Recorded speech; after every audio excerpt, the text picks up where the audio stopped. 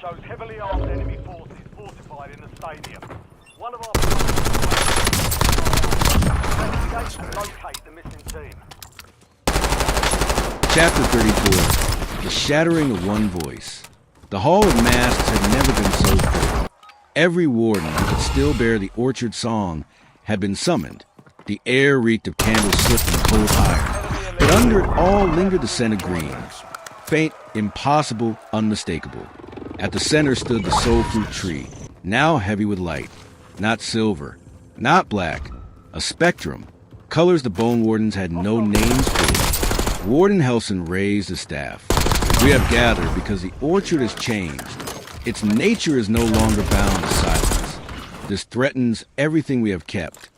His voice was steady, but not one in the circle missed a tension in his jaw. From the far side, Thessa stepped forward, mask under her arm. Not threatens, she said. Restores.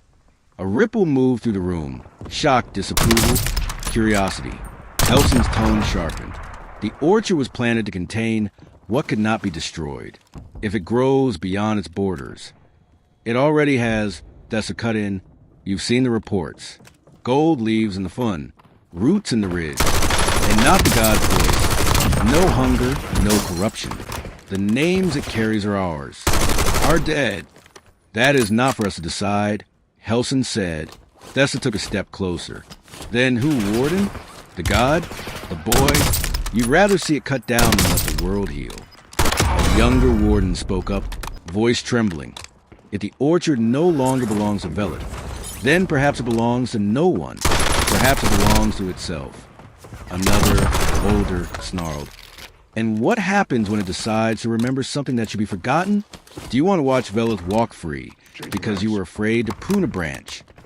The debate dissolved into overlapping voices. Anger, fear, hope. For centuries, the Bone Wardens had been a single voice. Now, the voice was breaking. Helson slammed his staff against the floor. The sound cracked like a bone. Enough. Silence fell. We decide this now, he said. Protect it or destroy it. The circle wavered. Eyes shifted. No one moved. Until Thessa stepped forward again and placed her mask, her identity, at the base of the soul fruit tree. I choose to protect it, she said. One by one, a handful of others followed. Not many, but enough to fracture the order forever. Helson looked at them, at her, and his voice came out low and dangerous. Then you have chosen exile. Thessa's reply was quiet, but steady. No, we have chosen to remember.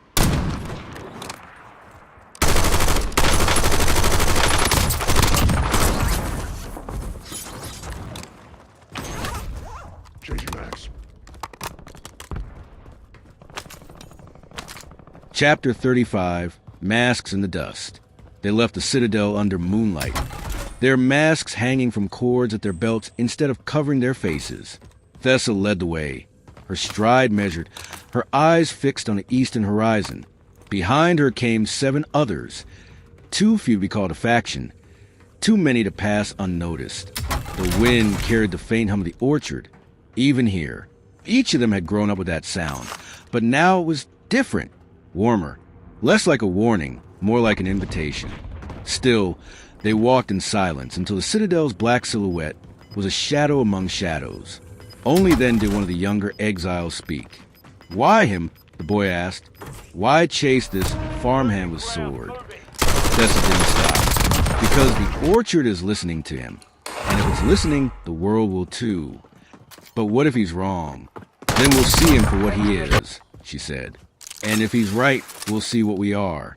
They traveled without banners, but their passage was marked other ways. Whispers in villages, the smell of resin, ash in their wake. The way they stood at orchard edges with bare faces, listening to the leaves until someone noticed. At a hamlet near front, they found the first sign of it. A carving of a tree was soared across its roots, etched into the stone base of a well. One of the exiles touched the mark, frowning. It's spreading faster than the gods' hunger ever did. That's the danger, Thessa said, and the hope. On the third night, they camped beside a dried riverbed.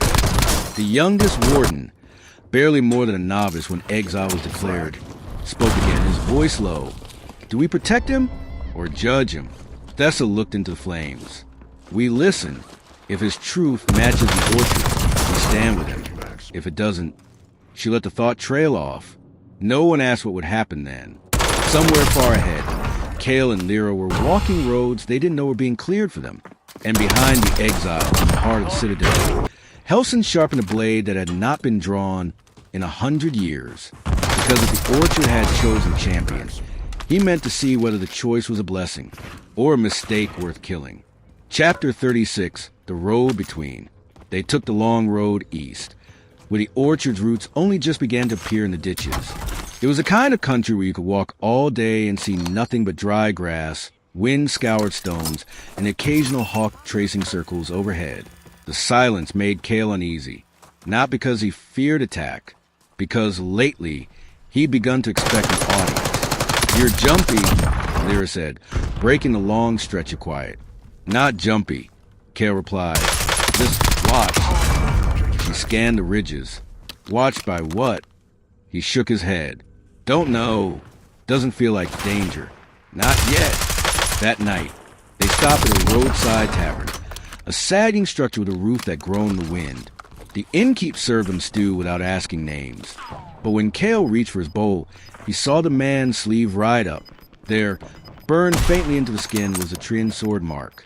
The innkeep noticed Kale noticing, but said nothing, just gave a slow, knowing nod. Later, when the tavern had gone quiet, someone slipped a folded scrap of paper under their door. No message, just a map, and 3 words. "You're not alone." The next day, they followed the map along a ridge path that overlooked the valley. It should have been empty. It wasn't. On the far slope, half hidden by the tree lean, a group moved in single file. 8 figures, traveling without banners, their masks hanging from cords at their belts. Bone wardens, but not hunting. Not openly, at least.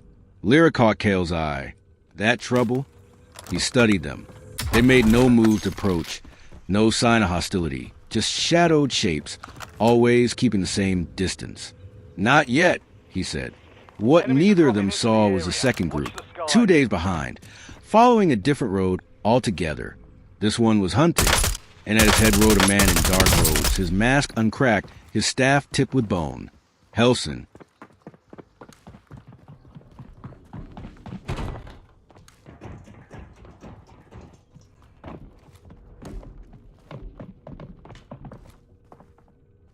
Changing max. Enemy UAV is online.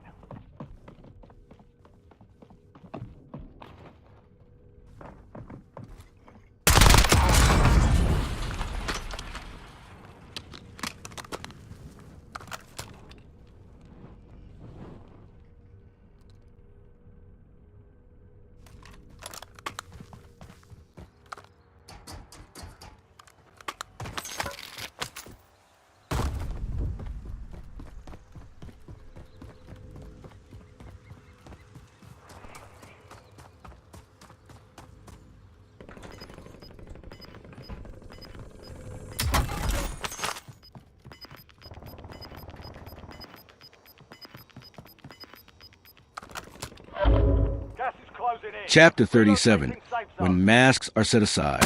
The meeting happened at the turn of the road where the ridge narrowed, with the valley dropping away on one side and a sheer wall of rock on the other. 8 figures waited there. They stood without formation, their masks hanging from cords, their faces bare to the sun. Kale slowed his pace. "They've been following us for days." "I noticed," Lyra murmured. Her hand stayed near her dagger, the one in front.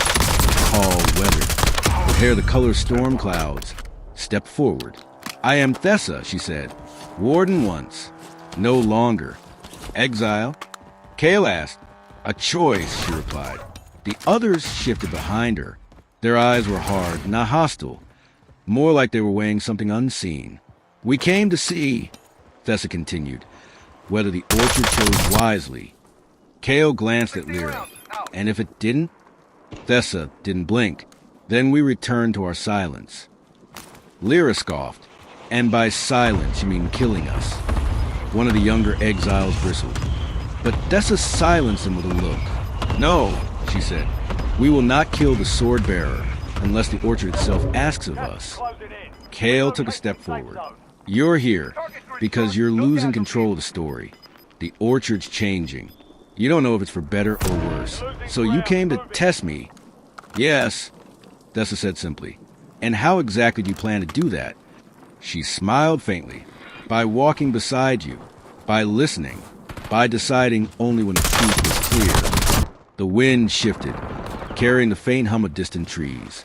Kale felt the pendant against his chest warm slightly. Not in warning, but in acknowledgement. He nodded once, then "Walk with us." Lyra gave him a sharp look, but didn't argue. And so, for the first time, Kale and Lyra were not walking alone. Though whether these new companions were allies or witnesses to their downfall remained uncertain. Far behind them, unseen in the folds of the valley, Helson kept riding, and he would not test. He would judge. Chapter 38, Roots and Edges. Travel slowed with the exiles. They moved like hunters, stopping often to listen, circling the edges of villages instead of walking through them. Every time Kale thought they might make camp, Thessa or one of the others would motion for silence, ears tuned to something only they could hear. By the third day, Lyra was pacing like a cage cat. "They're making us harder to find," she said, "but they're also making it harder to get anywhere." "Maybe that's the point," Kale replied. At night, the campfire was small, more ember than flame. The exiles spoke little, but when they did, it was often in fragments, half memories of the orchard's hum, scraps of names, warnings about places where the trees had turned strange. Kale found himself listening despite himself. One evening, Dessa sat across from him, turning her mask over in her hands. "You carry Vay's blade," she said, "but you don't carry his weight." "Not yet." Kale met her gaze. "You think that's a flaw?" "I think," she said, "that the weight is coming whether you want it or not." The youngest exile, barely older than Kale, asked him quietly, "Is it true the sword listens to you?" Kale shook his head. "No, it doesn't listen to me. It listens to the truth." That answer seemed to unsettle the boy more than reassure him. Lyra stayed on the edges of the group, trading curt words and sharper looks with the exiles who eyed her like an interloper. When one of them muttered "thief" under his breath, she only smiled. "You're not wrong," she said. "But sometimes stealing's the only way to get the truth moving." By the end of the week, the orchard's influence had grown stronger on the road. Leaves, gold, silver, and green, drifted across their path despite no wind. The hum underfoot was constant now, like they were walking the skin of something waking beneath them. And though no one spoke of it, they all knew they were being followed. The exiles glanced back more often. Thessa's hand lingered near her blade. Whatever was behind them was closing in. Enemy soldier incoming.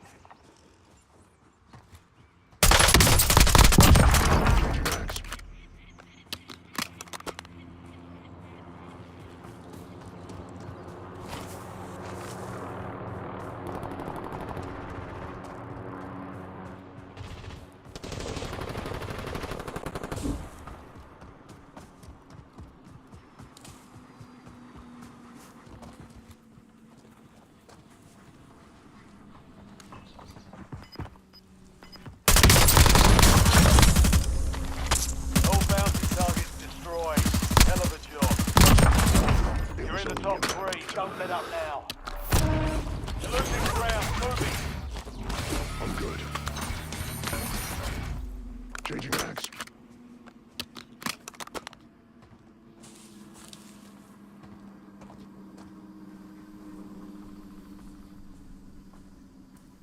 UAV available for tasking. Requesting recon above. Setting waypoint.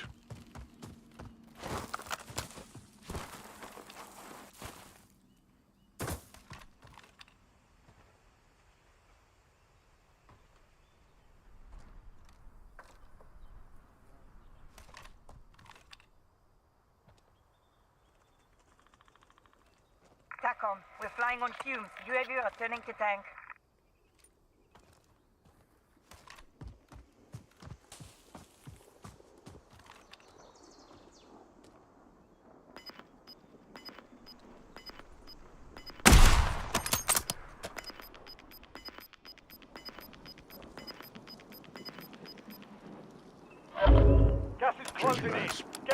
safe zone.